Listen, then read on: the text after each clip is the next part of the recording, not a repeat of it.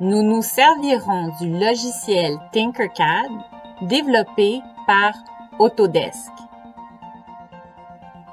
Autodesk Tinkercad est un logiciel disponible gratuitement, en ligne, directement intégré dans votre navigateur.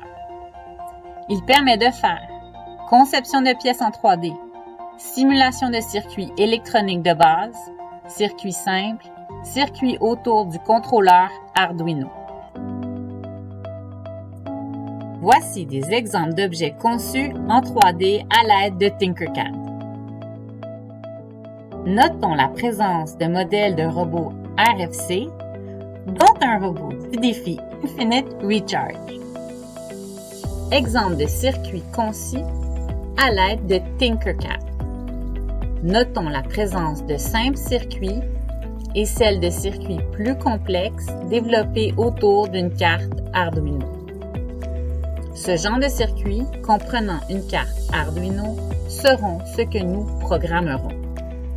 Ouverture d'un compte Tinkercad. Pour cela, à l'aide de votre navigateur préféré, rendez-vous sur l'adresse www.tinkercad.com et suivez les procédures d'usage. Pour les plus jeunes, s'il vous plaît, assurez-vous d'avoir l'aval de vos parents pour toute ouverture de compte. Pour la langue de travail, Tinkercad est la langue par défaut. Vous pouvez changer de langue en tout temps en vous rendant en bas à droite sur votre page de navigation.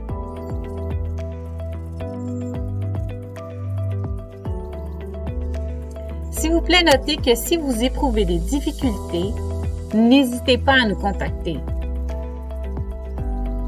Après avoir ouvert votre compte avec succès, explorons ensemble l'environnement de développement de Tinkercad.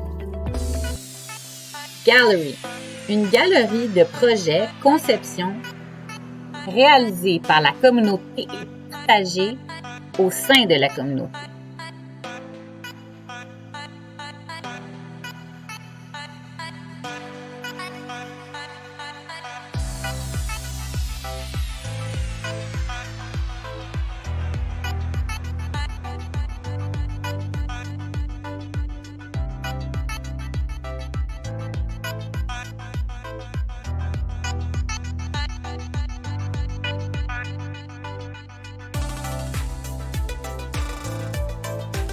Blog, les activités de Tinkercad.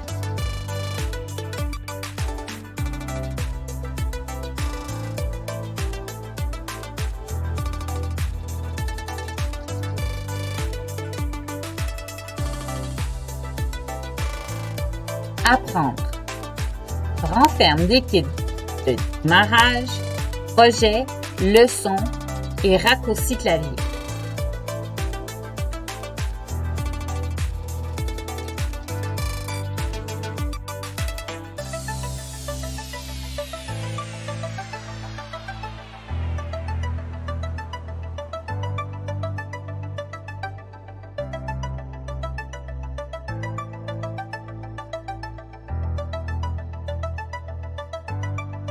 Enseigner, recevoir des cours sur Tinkercad.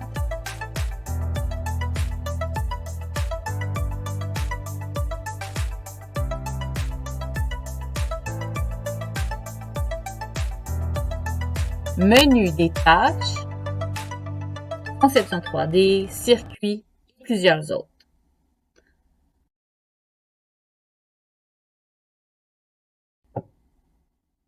Régis, une fois connecté dans son compte Tinkercad, que retrouvons-nous? Oui, Mélanie, pour répondre à ta question, donc que retrouve-t-on quand on est dans notre compte Tinkercad? Alors, d'abord, on se retrouve dans notre compte Tinkercad. Ensuite, comme tu l'as dit tout à l'heure, donc on a toutes les options ici. Alors, nous, si on avait fait de la conception 3D, on aurait cliqué là-dessus, mais nous, on va faire de la conception de circuits électriques et de la simulation. Donc, on clique sur circuit et normalement, on se retrouverait là. Donc, enfin, si on ne l'avait pas déjà fait, mais on est déjà connecté. Donc, on se retrouve donc avec ceci. Ici, on a un circuit par défaut. Donc, c'est un circuit Arduino avec ici une résistance, une diode. Et puis, il y a un nom par défaut. Okay. Alors, on va faire très attention à cet engrenage. Donc, il y a des options. Alors, on va cliquer dessus. Donc, qu'est-ce qu'on retrouve? On retrouve les propriétés. Alors, les propriétés, c'est quoi? Les propriétés, c'est par exemple, dans ce cas-ci, évidemment, ça va être le nom du circuit, une description sommaire et des étiquettes ou tags qu'on mettrait dessus pour que, alors, si notre circuit est public, on puisse le retrouver facilement en faisant des recherches donc, dans la communauté, là dont tu as parlé tout à l'heure. Alors, donc, il y a ça, donc c'est important. Ensuite, qu'est-ce qu'on retrouve d'autre? Eh bien, on peut dupliquer le circuit. On peut également déplacer le circuit vers le projet. Si on avait créé un projet, on aurait pu, en ce moment-là, déplacer ce circuit là-bas. Et ce qu'on retrouve aussi, c'est supprimer le circuit. Okay? Donc, dans ce cas-ci, alors nous, on va essayer de se rendre donc, directement au niveau de notre espace de travail, notre zone de travail en tant que telle. Alors pour cela, on va cliquer sur créer un circuit. Alors on clique dessus. On attend un peu. Et là, on arrive dans notre espace de travail. Ici, on voit qu'on a un nom par défaut du circuit qu'on s'apprête à concevoir, à créer. Donc on va lui donner un nom qui a de l'allure. On va l'appeler circuit 1 par exemple. Okay.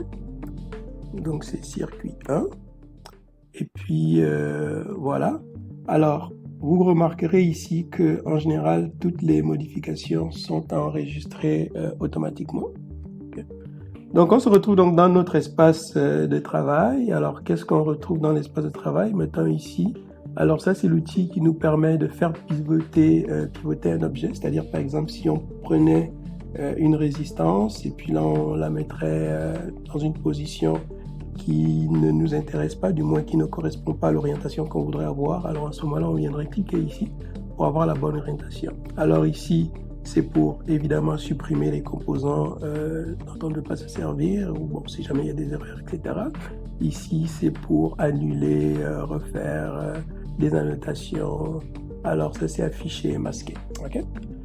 Donc, on est là, on veut concevoir encore une fois un circuit. On a deux façons de faire. Soit on part, alors on va le faire donc pour le circuit, on va chercher ici un élément à la fois. Donc en ce moment-ci, ça va être des éléments de base, des composants de base simples qu'on a là par défaut. Donc on a ici une résistance, une LED, etc.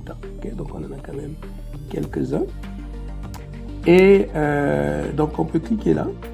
Tout comme on peut venir faire une recherche ici en filtrant les noms. Enfin, donc alors résistance par exemple, on pourrait le faire ainsi. Okay. Donc alors résistance, on pourrait directement cliquer là-dessus, sauf que là, comme notre clavier n'est pas en français, donc on va le ramener en français. Okay. Dans ce cas-ci, si je mets l'accent aigu, je retrouve bien des composants qui contiennent le mot résistance. Okay. Alors ça, c'est une façon donc de faire. Donc, on pourrait aussi avoir tous les composants de base. Okay. Donc, on en a un peu plus que tout à l'heure. Par exemple, c'est un peu plus complexe. Okay. Et puis, l'autre façon de chercher, donc alors dans ce cas-ci, encore une fois, c'est comme un composant à la fois. Maintenant, ce qu'on peut aussi retrouver, ce sont des petits circuits dans le fond, donc des composants qui sont déjà assemblés, des petits assemblages de circuits déjà faits de base. Et en ce moment-là, pour les avoir, on vient ici, on les appelle des démarreurs, donc démarreurs de base. Donc on pourrait les chercher par là. Ça c'est par exemple, alors ici c'est un circuit qui est constitué de 3 composants, on va le dire comme ça. Donc une pile, une résistance, une LED et puis connecté par un câble. Okay, on en a aussi ici. Et alors ici, on aurait un potentiomètre, okay, une pile, une résistance, une LED, donc c'est une variante de ça, ainsi de suite. Alors ça, encore une fois, bon, ce sont des composants électriques de base, donc on n'a rien de... En tout cas, on ne peut pas les programmer dans ce cas-ci. Maintenant, si on cherche l'autre option qui est donc constituée, alors ça va toujours dans la partie, la catégorie démarreur, si on va chercher les circuits avec une carte Arduino, donc un Arduino, donc on aurait ces circuits de base. Okay? Alors l'idée ici, c'est, bon, si jamais on veut concevoir rapidement son circuit, ben, plutôt que d'aller chercher individuellement un Arduino, ici un breadboard, ben, on prendrait directement les deux, okay, qui sont même déjà connectés. Donc voilà comment on les utilise. Normalement, je veux dire dans tout ça, là, ce sont des circuits vraiment de base qui donnent une idée, du moins qui aident si jamais on a un projet. Alors on va essayer ici par exemple de récupérer ce circuit-ci. On va plutôt prendre celui-là et on va essayer de remonter un circuit identique à lui, mais en passant par le breadboard. Donc on clique dessus, bouton droit de la souris, okay, et on l'amène dans l'espace de travail. Là, mon ordinateur lag malheureusement un peu. Alors, on va juste réduire ça. Okay. On va réduire ça. Et on vient ici. Alors, juste 2 secondes. Donc, on transporte le circuit de base là. Et ce qu'on veut faire, dans le fond, c'est amener, du moins, on va aller chercher une diode. On va aller chercher une résistance et puis on va les monter là-dessus, on va faire le câblage et on va essayer de le tester. Donc pour voir au fond ce que ça donne. Comme ça prend un peu de temps, donc ce qu'on va faire, c'est qu'on va le mettre à pause et puis on revient une fois le circuit est prêt et puis on va voir le code, on va le simuler, on va voir comment le partager. Donc je vous reviens dans quelques minutes. Voilà, donc on a terminé la conception de notre circuit. Alors, là, il faut faire par contre très attention. Donc ici, on a pris une LED. Donc il faut dire que la LED a deux pattes. Donc il y a la cathode et puis il y a l'anode. Alors il faut toujours s'assurer que la cathode est à la masse, ok, et l'anode va vers le signal. Alors il faut aussi s'assurer que notre LED est protégée donc par une résistance, sinon on va la griller. Okay, donc ça c'est important. C'est aussi très important pour les circuits que nous allons, les projets que nous ferons plus tard. Okay, donc sans souvenir, en tout cas au besoin, nous ferons toujours ce rappel-là. Donc là on a essayé de connecter notre circuit le mieux possible. Encore une fois, on a juste pris un circuit de base, on a réorganisé au fond les les composants, mais écoutez, c'est tout. Donc il y a vraiment rien de spécial. Alors comme c'est un circuit de base, donc ici on a mis à toute fin pratique, la LED est connectée à la pin 13, ok, c'est tout. Donc c'est la configuration de base qu'on retrouve dans le code. Maintenant on va le coder. Alors on va pas le coder parce qu'en fait il y a déjà un code par défaut. Alors on va aller le découvrir. Donc il est là le code. Okay. Alors le code est constitué, alors ici on peut avoir donc un code en bloc, okay, ou on peut avoir du bloc et du texte. Donc le bloc il est là et le texte est là, c'est exactement la même chose. Alors ce code, cette façon de coder, je vous enverrai un lien que nous mettrons un lien à votre disposition de manière à ce que vous puissiez vous pratiquer, mais c'est quand même relativement simple. Et ici on a l'équivalent en C. Alors officiellement Tinkercad dit que c'est du C++, mais enfin c'est beaucoup plus du C. Là dans le fond c'est le même langage que vous retrouvez dans l'Arduino matériel, les kits matériels Arduino. Donc voilà. Et pour les travaux que nous ferons, donc que vous allez faire, que vous allez nous rendre, que ce soit les défis ou les mini-concours, ok, alors vous avez la possibilité de coder soit en bloc, soit en texte. On va accepter les deux. L'essentiel, évidemment, c'est que votre simulation marche et puis bon, qu'on puisse quand même voir que c'est vous qui avez fait la démarche. Et le conseil que je vous prodiguerai aussi, c'est habituellement, donc, si vous codez en bloc, vous allez systématiquement générer du code texte. Mais l'inverse est faux. C'est-à-dire que si vous codez en texte, vous n'aurez pas des blocs qui vont se former ici. Okay? Alors, ce que ça veut dire, c'est que si jamais vous avez travaillé, vous avez donc codé votre projet en texte ici, donc en C, et que par la suite, vous venez ici, alors donc, dans ce cas, voyez-vous, donc votre circuit sera sous cette forme-là. Donc si vous revenez en arrière, si vous l'avez codé comme ça, et que vous revenez le mettre en bloc, quand vous le faites, là c'est parce que c'est par défaut, là évidemment, donc ça a été fait des deux bords, mais si vous essayez de revenir, vous allez perdre votre code. Donc à ce moment-là, il faudra le sauvegarder d'abord. Et alors, ce qui marche, c'est de passer du code en bloc, directement vers le code en texte. Okay. Donc notre code est là. Tout est correct. Donc on a mis notre LED sur la pin 13. Et puis, alors, on la met signal haut. Donc, ensuite, on attend une seconde. Après ça, on met une sortie. La sortie, on la met à low. On attend aussi 30 secondes. Donc, à toute fin pratique, ce que notre diode va faire, c'est qu'elle va clignoter. Alors, on va donc fermer ça. Après ça, on va simuler notre circuit. Et puis, on voit bien que la LED, fait exactement le travail que nous attendons d'elle. Okay? Alors, je disais tout à l'heure diode là, mais c'est LED. Excusez-moi. Donc, notre circuit fonctionne très bien. La simulation fonctionne. Alors, on va la fermer.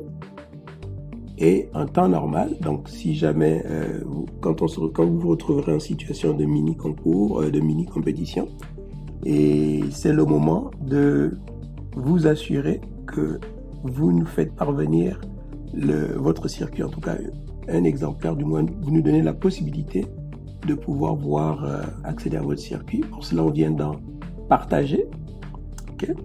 Alors à partir de partager, on fait inviter des utilisateurs. En fait, ce que ça va faire, c'est que ça va générer un lien que vous allez pouvoir nous envoyer par courriel.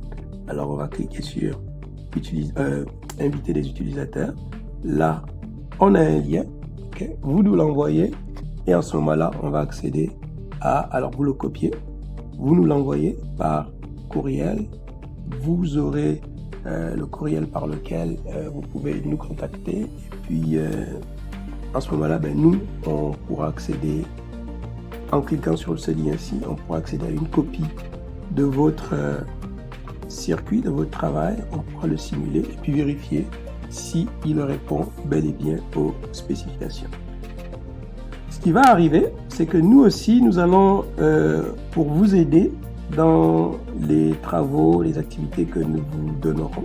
Donc, pour vous aider, nous allons concevoir un circuit de base, vous allez le compléter et vous allez le programmer. Alors, pour vous donner accès à ce circuit de base, nous vous enverrons, ou du moins nous mettrons à votre disposition, un lien comme celui-ci vers ce circuit-là, du moins le lien par lequel vous pourrez accéder à une copie de ce circuit-là. Donc, si on résume, alors ici c'est notre zone de travail, notre espace de travail. Vous avez deux possibilités pour concevoir un circuit. Évidemment, vous devez savoir ce que vous voulez faire. Okay? Donc, vous avez, en partant dès le départ, une liste des composants que vous allez utiliser. Idéalement, un schéma de votre circuit, griffonné à la main, ou tout au moins vous l'avez dans la tête. Alors, pour accéder aux composants, vous pouvez aller un composant à la fois. Sinon, pour gagner du temps, vous pouvez, puisque de toute façon vous allez utiliser du Arduino, alors autant partir tout de suite avec des petits assemblages de base qui contiennent déjà la carte de développement Arduino. Okay. Donc voilà, alors une fois le circuit est conçu, vous le codez soit en bloc, soit en texte. Si vous le concevez en bloc, vous aurez du texte de toute façon par défaut, mais si vous le concevez en texte, vous n'aurez pas de bloc, donc vous avez intérêt à terminer avec votre texte, à moins que vous vouliez vous amuser à coder en bloc, mais à ce moment-là, peut-être que ce serait plus sage de commencer d'abord par le bloc ou alors de sauvegarder dans un fichier à l'externe, là, donc votre code que vous aurez écrit en texte. Ok? Donc une fois c'est fait, alors vous simulez, tout fonctionne très bien, parfait.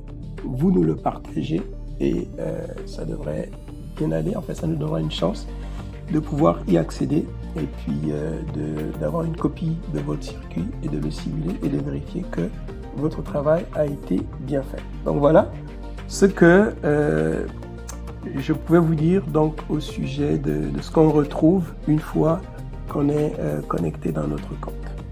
Merci.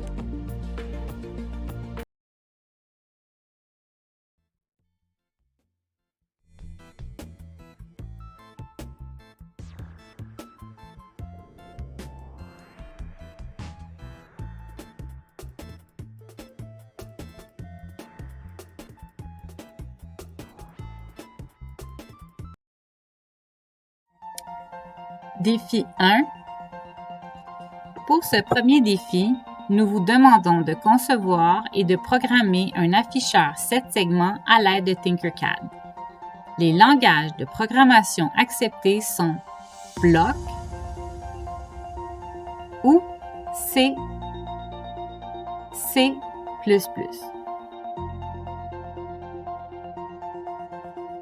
Le fonctionnement attendu de l'afficheur est le suivant. En changeant la position d'une switch, votre afficheur doit être capable de compter en ordre croissant de 0 à 9, compter en ordre décroissant de 9 à 0.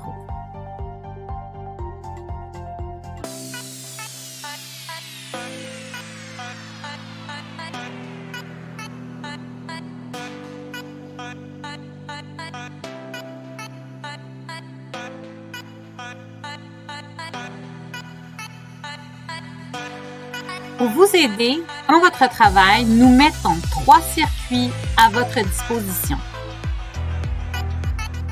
Circuit 1, circuit 2, circuit 3. Une fois votre travail terminé, vous pouvez nous faire parvenir le lien généré par Tinkercad par l'intermédiaire de la fonction « Partager » ou « Share » à l'adresse suivante. L'objet de votre message doit avoir la mention « Défi programmation ». Le corps de votre message doit contenir votre nom, le nom de votre école, le lien généré par Tinkercad. Merci, bonne chance et à la semaine prochaine!